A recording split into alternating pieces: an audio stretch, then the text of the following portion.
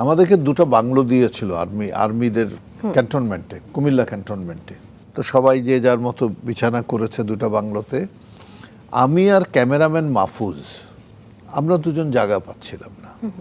তখন যে production manager উনি ডাইরেক্টরের কাছে গেলেন, গিয়ে বললেন যে এদের দুজনের তো রুম হচ্ছে না।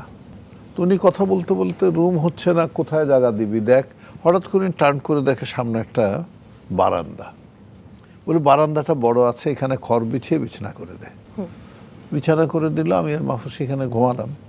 ওই রুমটার অপোজিটেই একটা দরজা, ওই রুমে থাকেন কবরী সকালবেলা উঠে ওটা দেখেছে। দেখে উনি খুমখুম ভাইকে বলেছে যে এটা কি, এ তো ছবির নায়ক। আচ্ছা ঠিক আছে, আপনাকে ভাবতে হবে না, আমি দেখছি। এই কবরী ম্যাডাম যেটা করলো, প্রোডাকশন ম্যানেজারকে ডেকে আমাদের থাকার ব্যবস্থা করে দিল।